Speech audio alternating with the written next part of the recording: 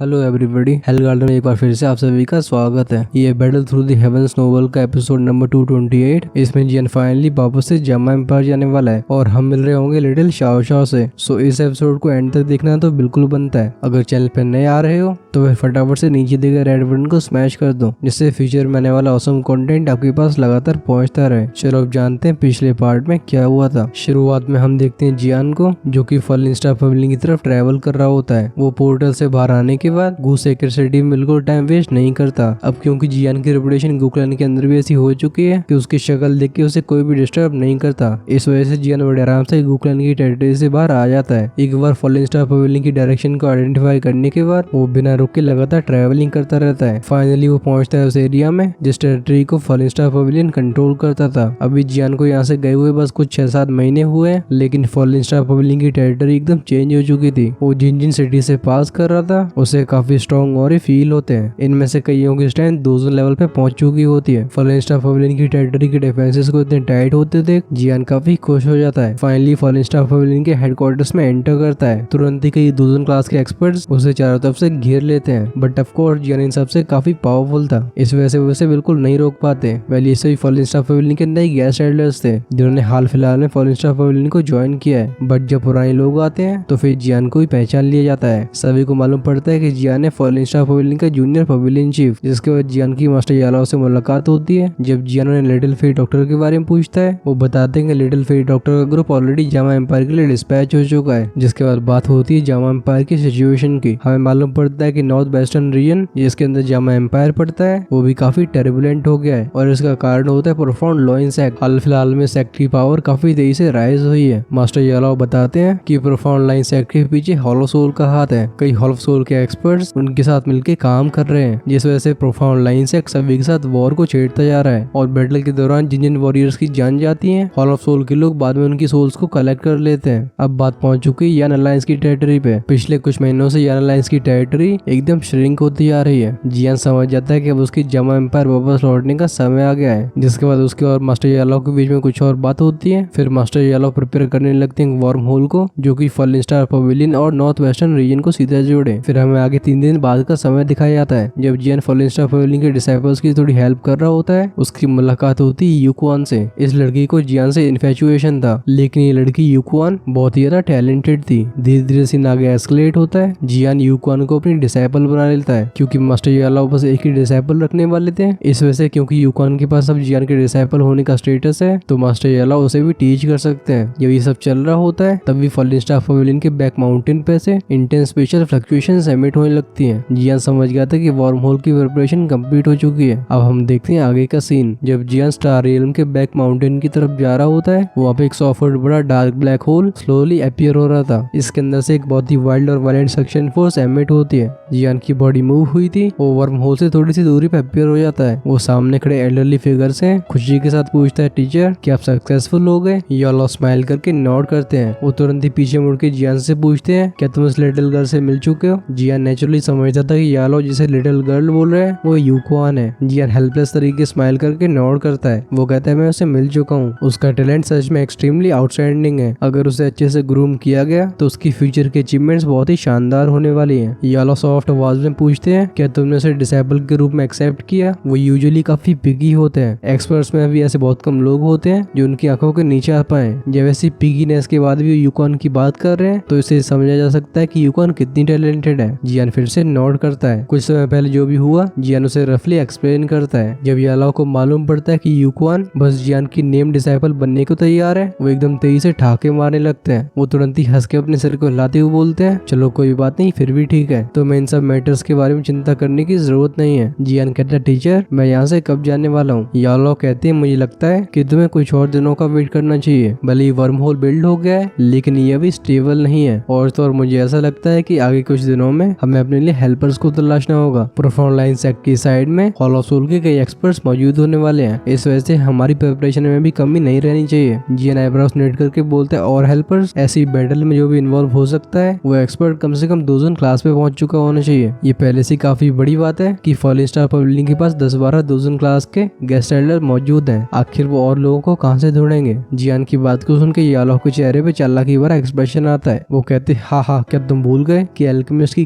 Gathering ability कितनी अच्छी होती है। मैंने पहले से अनाउंस कर दिया है कि हम एक्सपर्ट्स को इनवाइट कर रहे हैं, लेकिन कंडीशन ये है कि उस एक्सपर्ट की स्ट्रेंथ दोजन क्लास की होनी चाहिए। रिवॉर्ड के रूप में हर एक एक्सपर्ट को 3 टी रेट की मेडिसिन पिल्स मिल रही होंगी, और जैसे जैसे एक्सपर्ट्स की स्ट्रेंथ और उनके कॉन्ट्रीब्यूशंस होंगे उन्हें मिलने वाली पिल्स की क्वालिटी उतनी हाई होती जाएगी। यालॉ कहते हैं, मुझे लगता है कि इन ऑफर की वजह से कई लोग आने वाले हैं। उस समय तुम उन सभी को लेके कॉन्टिनेंट के नॉर्थ वेस्टर्न रीजन की तरफ जाओगे, क्योंकि अगर हम चाहते हैं कि एयरलाइंस का कम से कम नुकसान हो तो हमें प्रोफाउंड लाइन सेक्ट पे हमला करके इस वॉर को जल्दी खत्म करना होगा। जियान नॉर्ड के हेल्पलेस आवाज में बोलता है, मास्टर क्या आपके ऑफर कुछ ज्यादा जेनरस नहीं है? हर एक इंसान को 3 टियर रेट की मेडिसिन पिल्स देना, अगर 20 से 30 एक्सपर्ट्स भी आ जाते हैं तब भी पिल्स का नंबर कुछ ज्यादा ही पहुंचने वाला है। भले जियान का एक्सप्रेशन काफी सीरियस लग रहा हो, लेकिन यालॉ को देख के तो ऐसा लगता है जैसे उन्हें कोई फर्क पड़ता ही नहीं। वो कहते हैं, रिलैक्स, कोई परेशानी की बात नहीं है। जब तक 9 टियर की पिल की बात नहीं होती तब तक तुम पिल्स की परवाह मत करो। मास्टर यालॉ की एबिलिटीज ऑलरेडी वहां तक पहुंच चुकी है कि टियर रेट की मेडिसिन पिल्स को रिफाइन करना उनके लिए काफी आसान है। इस वजह से ऐसा हो सकता है कि मेडिसिन पिल्स के ज्यादा नंबर्स होने की वजह से थोड़ा ट्रबलसम हो, लेकिन यालॉ इतना तो झेल ही सकते हैं। ये सुन के जियान बस नॉड ही कर सकता था। अगर वो अकेला नॉर्थ वेस्टर्न रीजन की तरफ चला भी आता है तब भी अकेला जियान पूरी सिचुएशन को चेंज शायद न कर पाए। इस वजह से अगर उसके साथ हेल्पर्स का एक बड़ा ग्रुप होता है तो चीजें काफी आसान हो जाएंगी। वो कहता है, अगर ऐसी बात है तो चलो हम कुछ और दिन तक रुकते हैं। वर्म होल के कंप्लीट हो जाने के बाद अगले कुछ दिनों के लिए स्टार रियल्म काफी ज्यादा लाइवली हो गया था। इस लाइवलीनेस का बस एक ही रीजन होता है, ये होता है वो इन्विटेशन जिसे यालॉ ने इशू किया था। यालॉ के टाइम पे भी उनके लोगों को इकट्ठा करने की एबिलिटी बहुत शानदार थी। अब क्योंकि वो खुद बेंशिंग क्लास में एडवांस हो चुके हैं तो उनकी समनिंग एबिलिटी और भी बेटर हो गई है। इस रीजन की वजह से जैसे ही इन्विटेशन इशू होता है पूरे सेंट्रल पेज में खलबली मच जाती है। चाहे भली बात हो रही है दोजन क्लास के एक्सपर्ट्स की, 3 टी रेट की मेडिसिन पिल्स उनके लिए भी काफी एलोरिंग है। चीजें उनके लिए फिर भी ठीक होती हैं जो एक्सपर्ट्स फेमस फैक्शंस को बिलोंग करते हैं। कई इम्प्लीकेशंस की वजह से वो ऐसे ही किसी इन्विटेशन को एक्सेप्ट नहीं करते, लेकिन बात कुछ ऐसी ही कि सेंट्रल पेन्स के अंदर हिडन एक्सपर्ट्स की बिल्कुल कमी नहीं है। नेचुरली सेंट्रल पेन्स उन लोगों से भरा हुआ है जो अकेले ट्रेन करके काफी पावरफुल हो चुके हैं। अपने पीछे किसी फैक्शन के ना होने की वजह से उन सभी को फ्रीडम की कोई चिंता नहीं होती। इस वजह से इन्विटेशन की न्यूज सुनने के बाद वो बिल्कुल हेजिटेट नहीं करते, वो तुरंत ही फॉलिंस्टार फील्डिंग की तरफ रवाना हो जाते हैं। यालॉ के इन्विटेशन के रिजल्ट को देख के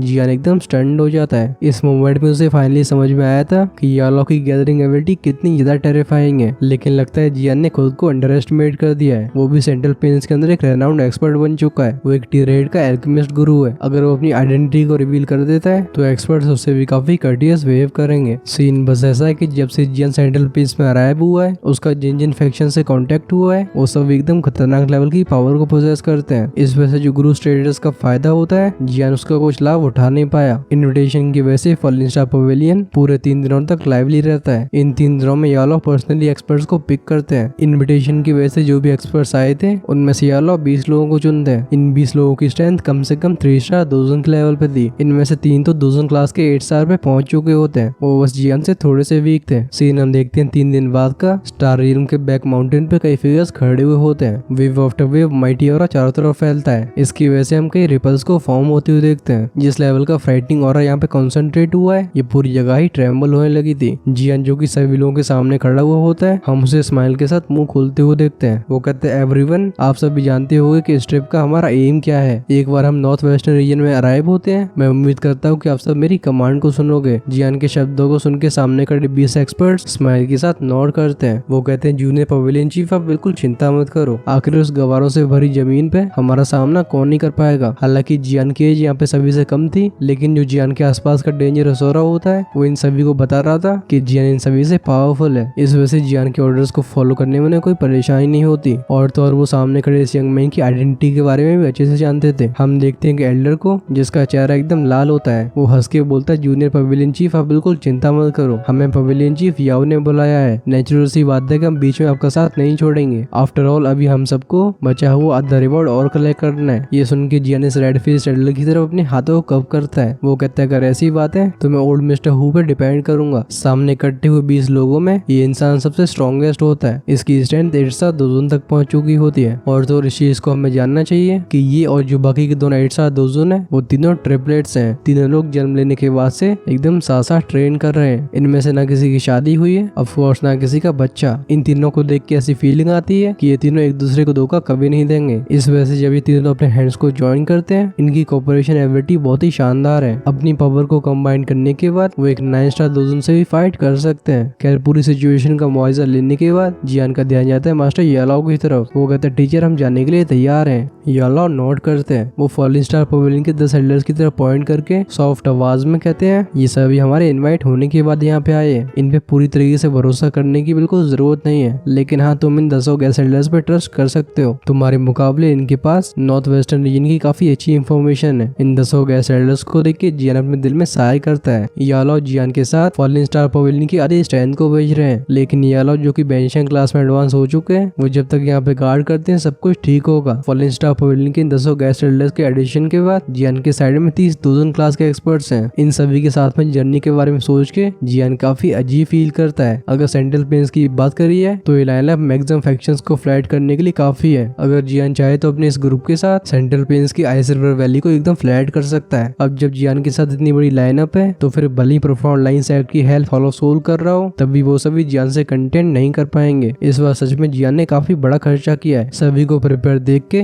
यालाओ हल्के से स्माइल करते हैं। वो आराम से आगे बढ़ के अपने हाथ को वेव कर देते हैं। जैसे ही यालाओ ने अपनी स्लीव को वेव किया था, माउंटेन के ऊपर का वर्म होल बहुत ही तेजी से फ्लक्चुएट करने लगता है। एक वाइल्ड और वायलेंट स्पेशल फ्लक्चुएशन फैलती है। वर्म होल के अंदर से थंडर जैसे साउंड बाहर आते हैं। आसमान में साउंड लगातार गूंजता रहा था। जब ये स्पेशल रिपल एमिट होती है, वर्म होल स्लोली रोटेट होना शुरू हो जाता है। इसके अंदर से wave after wave suction force बाहर फैलने लगती है। यालाओ चुटकी हो जाते हैं। जियान के हाथ में एक वर्म होल स्क्रोल जाता है। इस वर्म होल के अंदर बहुत ही फ्राइटनिंग स्पेशल स्ट्रेंथ कंटेन होती है। यालाओ जियान को बताते हैं कि जियान ये एक वर्म होल स्क्रोल है, इसे तुम्हें दूसरी साइड से फिक्स करना होगा। तुम्हें उस साइड पहुंचने के बाद एक सेफ जगह को ढूंढ के इसे फिक्स करना है, जिसके बाद उस स्पॉट पे एक ऐसी टनल फॉर्म होगी जो फॉलिंग स्टार पवेलियन को हमेशा हमेशा के लिए वहां से जोड़ देगी। जियान केयरफुल तरीके से स्क्रोल को रिसीव करने के बाद अपनी स्टोरिंग में रख देता है। फाइनली वो वर्म होल की तरफ मुड़ के गहरी सांस लेता है। फिर जियान ने अपने हाथ को वेव कर दिया था। वो कहता है लेट्स गो। इन शब्दों के बाद सबसे पहले मूव करने वाला जियान ही था। वो एक ब्लैक फिगर में ट्रांसफॉर्म होकर वर्म होल में एंटर कर जाता है। वर्म होल में एंटर करने के बाद जियान अपने हाथों को कर्ल करके बोलता है जामा empire, big brother, second brother, काइलिन, मैं वापस आ चुका हूँ। सीन चेंज होता है और हम देखते हैं ऐसे जगह को जहाँ पे दूर दूर तक देखने पे सिर्फ लाली रंग दिखाई देता है। अभी समय होता है शाम का। ढलते हुए सूरज की रोशनी की वजह से ये जगह ऐसी लगती है जैसे चारों तरफ ब्लड कलर फैला हो। इस लाल मैदान में कुछ क्लिफ्स भी होती हैं जिन्हें हिंदी में बोलते हैं टीले। अभी उन टीलों पे कुछ फिगर्स को देखा जा सकता है। कानों में लगातार तेज हवाओं की आवाजें एंटर करती हैं। एक सर्टेन मूवमेंट के बाद अचानक से एक इंटेंस स्पेशल रिबल मेटलाइज होती है। तुरंत एक 100 फुट बड़ा स्पेशल ब्लैक होल अपीयर होता है। जिस मूवमेंट में स्पेशल ब्लैक होल अपीयर हुआ था, इसके अंदर से पावरफुल फ्लक्चुएशंस रिलीज होने लगती हैं। हम तुरंत ही कई फिगर्स को बाहर आते हुए देखते हैं। ये फाइनली नीचे ग्राउंड पे लैंड कर गए थे। इस ग्रुप में करीब 30 लोग होते हैं और ये सब एकदम नॉर्मल लग रहे होते हैं, लेकिन अगर कोई शार्प आईसाइट वाला एक्सपर्ट इन्हें ऑब्जर्व करेगा तो इन सभी की बॉडी से रिलीज हो रहे फ्राइटिंग ऑरे को सेंस करके एकदम शॉक हो जाएगा। हम देखते हैं लाल चेहरे वाले एल्डर को। ग्राउंड पे लैंड करने के बाद उसकी सरप्राइज से बड़ी नजरें चारों तरफ देखती हैं, जिसके बाद वो देखते हैं उस स्किनी फिगर को जो कि क्राउड के सामने होता है। वो कहता है क्या यही कॉन्टिनेंट का नॉर्थ वेस्टर्न पार्ट है? उस स्किनी फिगर को देख के मालूम पड़ता है कि ये तो हमारा जियान ही है, जो कि फॉलिंग स्टार पवेलियन से नॉर्थ वेस्टर्न रीजन की तरफ आया है। खूब 10 के सबसे बड़े भाई का क्वेश्चन सुन के जियान अपने सिर को हिलाता है। कॉन्टिनेंट का नॉर्थ वेस्टर्न पार्ट बहुत ही वास्ट है और जियान जिस एरिया को जानता था वो सारी जानकारी जामा एम्पायर के अलावा और कुछ ही एम्पायर से रिलेटेड होती है। वो नेचुरली नहीं जानता था कि जगह कौन सी है। जियान के साइड में खड़ा हुआ होता है एक सफेद बालों वाला ओल्ड मैन। वो चारों तरफ देखने के बाद अपने स्टोरिंग से एक मैप को बाहर निकालता है। जैसे ही मैप ओपन होता है, नॉर्थ वेस्टर्न रीजन की सारी डिटेल्स रिवील होने लगती हैं। वो कहता है जूनियर पवेलियन चीफ, ये नॉर्थ वेस्टर्न रीजन का नॉर्दर्न पार्ट होगा। क्योंकि पवेलियन चीफ को एग्जैक्ट स्पेशल मार्क के बारे में पता नहीं होता, इस रीजन की वजह से उन्होंने हमें अप्रोक्सीमेशन के हिसाब से नॉर्थ वेस्टर्न रीजन में भेजा है। अभी जो ओल्ड मैन के हाथ में मैप होता है उसका आधा एरिया येलो हो रखा था, यानी कि उसे प्रोफाउंड लाइन सेक्ट ने ऑक्यूपाई करके रखा है। वहीं पे दूसरा वाला हाफ होता है यान कैरेक्टर। मोस्ट लाइकली उस एरिया को यान अलायंस ने कंट्रोल करके रखा होगा। वो व्हाइट रोब एल्डर बोलता है जिस तरीके की इंटेलिजेंस हमें मिली है, नॉर्थ वेस्टर्न रीजन का northern part already profound line sect की टेरिटरी बन चुका है। दूसरे शब्दों में कहा जा सकता है कि हम इस समय प्रोफाउंड लाइन सेक्ट की टेरिटरी में, लेकिन ये कुछ मैटर नहीं करता। नॉर्थ वेस्टर्न रीजन के नॉर्दर्न पार्ट में प्रोफाउंड लाइन सेक्ट की ज्यादा एक्सपर्ट्स नहीं है। उनकी मेन स्ट्रेंथ यान अलायंस के बॉर्डर्स पे इकट्ठी हुई होगी। जब तक हम यहाँ से साउथ वेस्ट की तरफ जाते रहते हैं, हम यान अलायंस की टेरिटरी में पहुंच जाएंगे। मैप को देख के जियान नोट करता है। इस ग्रुप में 30 से ज्यादा एलीट दोजन्स हैं। जब तक इनका सामना प्रोफाउंड लाइन सेक्ट या फिर हॉल ऑफ सोल की मेन एलीट फोर्सेस से नहीं होता, तब तक वो लोग बिना किसी परेशानी के चाहे कहीं घूम सकते हैं। इस वजह से यान अलायंस की टेरिटरी तक पहुंचना इनके लिए डिफिकल्ट नहीं होने वाला। जियान मुड़ के देखता है दूर साउथ वेस्ट की तरफ, जिसके बाद अपने हाथ को वेव करते ही वो बोलता है अगर ऐसी बात है तो चलो हम मूव करते हैं, जाते जाते हमें अभी की न्यूज भी मिल जाएगी। आप सभी अपनी औरों को पूरी तरीके से सरप्राइज करने की कोशिश करना, जब तक मैं ऑर्डर ना दूं आप में से किसी को भी रैंडमली अटैक नहीं करना है। ये कहने के बाद जियान के टोस ग्राउंड में प्रेस होते हैं, वो एक रे ऑफ लाइट में ट्रांसफॉर्म हो जाता है। जब सभी लोग जियान को फॉलो करते हैं आसमान में कई रसिंग विंड्स की साउंड सुनाई देती है। जियान का ग्रुप स्ट्रेट जियान अलायंस की तरफ जा रहा होता है जो कि साउथ वेस्ट डायरेक्शन में। अब क्योंकि जियान की टोली उस एरिया के ऊपर से उड़ रही थी जिसे प्रोफाउंड लाइन से कंट्रोल करता है, इस वजह से काफी नेचुरल बात है कि इन्हें प्रोफाउंड लाइन से के एक्सपर्ट्स भी मिलते हैं। लेकिन ये सो कॉल्ड एक्सपर्ट्स बस नॉर्मल से 2 सॉन्ग से वो जियान के ग्रुप के सामने चिट्टी के बराबर भी नहीं होते। इस वजह से बीच में जियान का कोई रास्ता नहीं रुकता क्योंकि ग्रुप ने प्रोफाउंड लाइन सेक्ट के कुछ एक्सपर्ट्स को कैप्चर कर लिया था। इस वजह से जियान को नॉर्थ वेस्टर्न रीजन की करंट न्यूज भी मिल जाती है। अभी की ताजा खबरों को सुन के जियान का दिल बैठ जाता है। उसने सोचा नहीं था कि सिचुएशन इतनी ज्यादा खराब हो जाएगी। इतने सालों में बहुत मेहनत करने के बाद जिस टेरिटरी को जियान अलायंस ने हासिल किया था वो अब 1/3 कम हो चुकी है और तो टेरिटरी की श्रिंकिंग रेट बहुत ही खतरनाक है। इस इन्फॉर्मेशन को जान के पता लगाया जा सकता है कि होलो सोल ने इस मिशन में कितने पावरफुल एक्सपर्ट्स का यूज किया होगा। कैप्चर करे हुए एक्सपर्ट्स की इन्फॉर्मेशन से जियान को ये मालूम पड़ता है कि जियान अलायंस के मैक्सिमम एक्सपर्ट्स एक जगह जैसे मिस्टीरियस येलो स्काई स्ट्रीम बोलते हैं उसके मिस्टीरियस येलो फोर्ट्रेस पे इकट्ठी हुई है। अगर जियामा एम्पायर के मेन कैंप को छोड़ दिया जाए तो जियान अलायंस के लिए जगह बहुत ही इंपॉर्टेंट है। अगर ये फोर्ट्रेस तबाह हो जाता है तो जियान अलायंस के 1000 मीटर के रेडियस के डिफेंसेस एकदम कोलैप्स हो जाएंगे। ऐसा होने पे जियान अलायंस को वापस से जियामा एम्पायर जाना पड़ेगा। ऐसा होने पे जियान अलायंस ने इतनी सालों में जो मेहनत करी है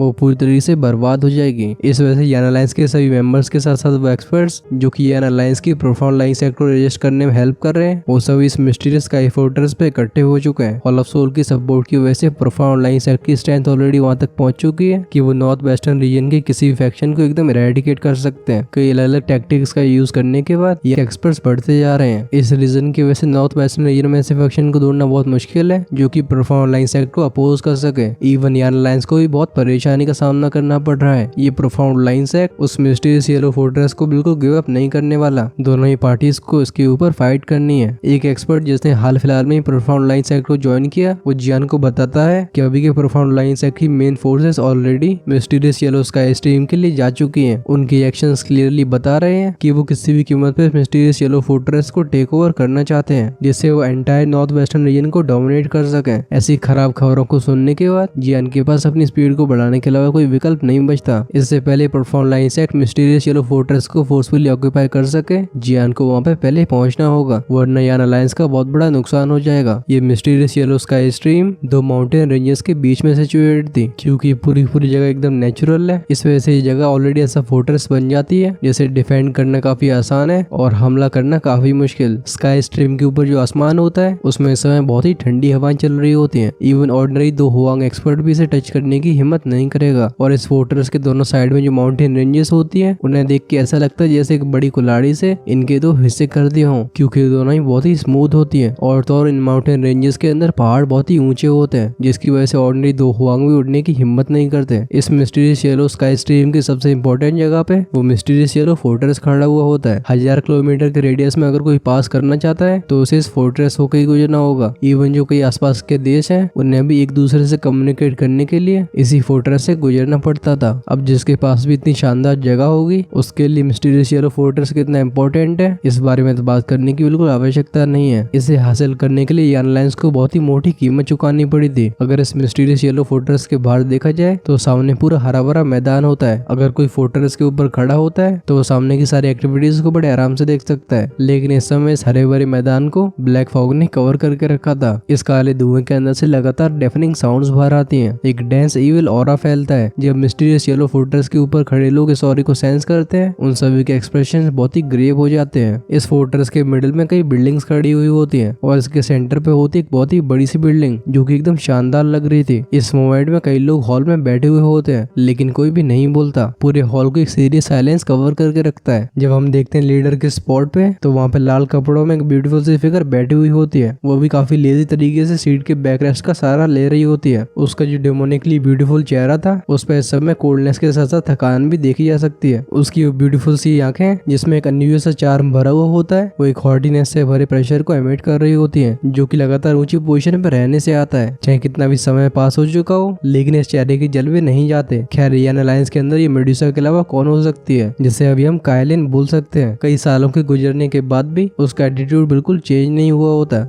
बल्कि जैसे जैसे वो मैच्योर होती है उसका चार्म और भी बढ़ता जाता है। कायलिन की नजरें चारों तरफ देखती है। हमें कई फेमिलियर चेहरे दिखाई दिए थे। वो कहती है एवरीवन, प्रोफाउंड लाइन सेक्ट की आर्मी हमारे पास आ चुकी है। आज का तो बस ये प्रूविंग अटैक है, लेकिन मुझे लगता है कि अगले 3 दिनों में वो हमारे ऊपर फॉर्मली अटैक करना शुरू कर देंगे। वो वाइस एम्पर हाइबोडोंग, जामा एम्पायर के पिलगिंग गुहे और वो पहले के फामा, इस समय सभी थोड़े से ओल्ड नजर आते हैं, लेकिन अगर इनकी औरों की बात करिए तो वो तब से कई गुना पावरफुल हो चुके थे। साफ तौर पे पिछले कुछ सालों में इन सभी की पावर ड्रास्टिकली इंक्रीज हुई है। हॉल में बैठे सभी लोग साइलेंट रहते हैं। तभी एक बंदा जो कि व्हील चेयर पे बैठा हुआ होता है, हम उसे सहाय करते हुए देखते हैं। वो कहता है प्रोफाउंड लाइन सेक्ट एक्सपर्ट्स को ज्यादा ही पावरफुल है। अगर दूसरे क्लास के एक्सपर्ट्स की बात करिए तो हम उनसे कंपेयर नहीं कर सकते हैं। अगर हम उनसे हेड ऑन टकराते हैं तो हम उनके बिल्कुल मैच नहीं है। ये कहने के बाद शाउडिंग का एक्सप्रेशन काफी हेल्पलेस नजर आ रहा था। जब एब्सोल्यूट स्ट्रेंथ सामने आती है तो फिर स्कीम्स का कुछ ज्यादा काम नहीं रहता। इतने सालों में पहली बार है जब वो इतना हेल्पलेस फील कर रहा है। इस बार एयरलाइन सच में कैटास्ट्रोफी का सामना कर रही है। अभी शाउडिंग की साइड में एक और बंदा खड़ा हुआ होता है। उसका चेहरा एकदम आइसी कोल्ड था। वो कहता है अगर हमारे पास कुछ नहीं है तो क्यों ना हम पूरी ताकत लगा के फाइट करें। इस समय करो या मरो की सिचुएशन आ चुकी है। हमें बिल्कुल अंत तक फाइट करनी होगी। ये अपीयरेंस काफी फेमिलियर होती है। सरप्राइजिंगली जियान का सेकंड ब्रदर शाओली होता है। शाओली के शब्दों को सुन के सभी के दिल बैठ जाते हैं। क्या फाइनली अब वो स्टेज आ चुकी है जब सभी लोग फिर से साइलेंट रह गए थे। शाओडिंग अपने सिर को लाता है। वो कहता है हम अभी उस स्टेज तक नहीं पहुंचे। हम स्लो तरीके से उसके सर को ऊपर उठते हुए देखते हैं। शाओडिंग के चेहरे पे भी हल्की सी स्माइल थी। वो सॉफ्ट आवाज में कहता है जिस तरीके से लिटिल फी डॉक्टर ने हमें बताया है इस समय थर्ड ब्रदर हमारे पास आ रहा होगा। शाओडिंग के सेंटेंस को सुन के हॉल में मौजूद सभी की आंखें एकदम लिफ्ट हो जाती हैं। इवन कायलिन जो कि लीडर सीट पे बैठी हुई होती है उसकी नजरें पूरी तरीके से शाओडिंग के ऊपर फोकस हो चुकी होती हैं। शाओडिंग के थर्ड ब्रदर के बारे में यहाँ पे जितने भी लोग मौजूद हैं और जिन लोगों ने बाद में यान अलायंस को ज्वाइन किया है, भले वो जियान को पर्सनली विटनेस ना कर पाए हो, लेकिन इन सभी ने जियान की कहानियों को सुन रखा है। आखिरकार यान अलायंस का ट्रू फाउंडर जियान ही है। उस समय उस यंग मैन ने सब कुछ बदल के रख दिया। भले यान अलायंस को पिछले कई सालों से कायलिन ही मैनेज कर रही है, लेकिन यान अलायंस का ट्रू लीडर हमेशा जियान ही रहा है। इस नाम को सुन के जब पूरा हॉल फिर से एक्साइटेड हो जाता है, शाओडिंग की स्माइल थोड़ी ब्राइट हो जाती है। वो एक बार शाओली से ग्लेंसेस को एक्सचेंज करने के बाद खिड़की के बाहर की तरफ देखता है। दोनों भाइयों की आंखें एकदम प्राइड से भरी हुई होती हैं। आखिरकार जियान से उनका खून का रिश्ता जो है। शाओडिंग की नजरें हॉल के आउटसाइड आसमान पर जाती हैं। वो कहता है थर्ड ब्रदर तुम्हें गए हुए बहुत समय हो चुका है, अब तुम्हें वापस लौट आना चाहिए। सीन चेंज होता है। हम देखते हैं आसमान को अचानक से कई विंड रशिंग साउंड सुनाई देती हैं। तुरंत ही हम देखते हैं कुछ फिगर्स को जो कि एक ही फ्लैश में यहाँ पे आ चुके थे। वो खाली हवा में पैर रखते हुए हरे भरे माउंटेन पे लैंड करते हैं। इस ग्रुप में जो व्हाइट रोब एल्डर होता है वो चारों तरफ ध्यान से देखने लगता है। कुछ समय के बाद वो जियान से रिस्पेक्टफुल आवाज में कहता है जूनियर पेविलियन चीफ, हमारे सामने का एरिया यान अलायंस की टेरिटरी में आता है। हमारी स्पीड को देखते हुए हम शाम तक मिस्टीरियस येलो स्ट्रीम तक पहुंच जाएंगे। जियान हल्के से नोट करता है। पूरे ग्रुप को ऑब्जर्व करने के बाद उसके चेहरे पे स्माइल आ गई थी। भले ऐसी पावरफुल लाइनअप को सेंट्रल प्लेन्स के अंदर पीक लेवल की लाइनअप ना बोला जा सके, लेकिन अगर ये सभी साथ में यहाँ पे अपने पैरों को भी पटक देते हैं तो कॉन्टिनेंट का नॉर्थ वेस्टर्न रीजन पूरी तरीके से हिल जाएगा। वो व्हाइट रोब एल्डर थोड़ा पॉज होने के बाद कंटिन्यू करता है। हमें जैसी न्यूज मिली, अगर हम प्रोफाउंड लाइन सेक्ट और हॉल ऑफ सोल के एक्सपर्ट्स के साथ साथ उनका साथ देने वाले कुछ और एक्सपर्ट्स को भी ऐड कर दें तो फिर दूसरी पार्टी की तरफ भी करीब 30 ही दूसरी क्लास के एक्सपर्ट्स होंगे। वहीं भी यान अलायंस के दूसरी क्लास के एक्सपर्ट्स 10 हैं। अभी इस बैटल में दोनों साइड की स्ट्रेंथ बिल्कुल डिस्प्रोपोर्शनेट है। जियान अपनी 10 उंगलियों को टैप टैप करता है। वो कहता है अच्छा तो उनके पास भी 30 प्लस 2 जोन्स है। हाँ, जियान थोड़ी गहरी सोच में चला गया था। हालांकि नॉर्थ वेस्टर्न रीजन के एक्सपर्ट्स की क्वालिटी सेंट्रल प्लेन्स के एक्सपर्ट्स से कंपेयर नहीं करी जा सकती, लेकिन इन्हें कोई भी अंडरएस्टिमेट भी नहीं कर सकता। आफ्टर ऑल ये कॉन्टिनेंट बहुत ही वास्ट है। After all hall of soul के पास भी कई ऐसे मेथड्स हैं जिनकी हेल्प से वो और भी एक्सपर्ट्स को इकट्ठा कर सकते हैं। इस वजह से जियान इस खबर को सुन के सरप्राइज नहीं होता कि प्रोफाउंड लाइन सेक्ट ने इतने सारे एक्सपर्ट्स को इकट्ठा कर लिया है। वहीं पे दूसरी तरफ यान अलायंस को देखा जाए तो जब जियान सेंट्रल प्लेन्स की तरफ आया था उस समय यान अलायंस की सबसे स्ट्रॉन्गेस्ट कायलिन ही थी, जिसकी तब की स्ट्रेंथ 4 से 5 स्टार की 2 जोंग की होती है। पिछले कई सालों की ट्रेनिंग के बाद वो ऑलरेडी 2 जोन क्लास तक पहुंच चुकी होगी। आखिरकार वो 7 कलर्ड हेवन स्वॉलोइंग पाइथन की ब्लड लाइन को पोजेस करती है। उसका ओरिजिनल टैलेंट भी काफी ज्यादा शानदार है, तो ये नेचुरल सी बात है कि उसकी ट्रेनिंग स्पीड और से काफी तेज होगी। लेकिन रिगार्डलेस कायलिन चाहे कितनी भी स्ट्रॉन्ग हो, एट द एंड वो अकेली है। लेकिन जब जियान को मालूम पड़ता है कि यान अलायंस के पास भी 10 2 जोन्स हैं, वो थोड़ा सरप्राइज हो जाता है। अगर सेंट्रल प्लेन्स में भी इसी स्ट्रेंथ को देखा जाए तो वहाँ पे भी टॉप टियर में रैंक करेगी। अनएक्सपेक्टेड बात है कि उसके जानने के बाद यान अलायंस की ग्रोथ इतनी खतरनाक होगी। जियान कुछ समय तक हेजिटेट करने के बाद पूछता है प्रोफाउंड लाइन सेक्ट के पास ऐसे कितने एक्सपर्ट्स हैं जिनकी स्ट्रेंथ 6 स्टार 2 जोन से ऊपर जा चुकी है। 2 जोन क्लास के हर एक स्टार में बहुत ही बड़ा गैप होता है। उदाहरण के तौर पे अगर जियान अभी 10 एलीट 1 स्टार 2 जोन का सामना करता है तो वो जियान को हार्म नहीं नहीं कर पाएंगे। जियान के क्वेश्चन को सुन के व्हाइट रोब एल्डर रिप्लाई करता है, इस समय प्रोफाउंड लॉ इंसेक्ट के पास ऐसे 8 लोग हैं जिनकी स्ट्रेंथ 6 स्टार दोजन से ऊपर जा चुकी है। इनमें से 4 ऐसे भी हैं जो कि 8 स्टार लेवल तक पहुंच चुके हैं। हालांकि हॉलो सोल ने सीक्रेटली कितने और स्ट्रॉन्ग लोगों को यहाँ पे भेजा है इसकी हमारे पास कोई भी खबर नहीं है। जियान नोट करके बोलता है, एल्डर शाह आपका धन्यवाद। ये सुन के वो एल्डर शाह बोलते हैं, जूनियर पवेलियन चीफ आपको इतना पोलाइट वेव करने की आवश्यकता नहीं है। जियान अपने हाथ को वेव करता है, वो कहता है तो फिर चला जाए, हमें अपनी ट्रैवलिंग स्पीड को इंक्रीज करना होगा जिससे हम इवनिंग से पहले ही मिस्टीरियस येलो स्काई स्क्रीन तक पहुंच सकें। एक बार गहरी सांस लेने के बाद उसके पैर जमीन पे प्रेस होते हैं, उसके सामने का स्पेस फ्लक्चुएट होता है। जियान की बॉडी डिसअपीयर हो गई थी। जियान को गायब होती हुई देख पीछे का ग्रुप कुछ खास सरप्राइज नहीं होता,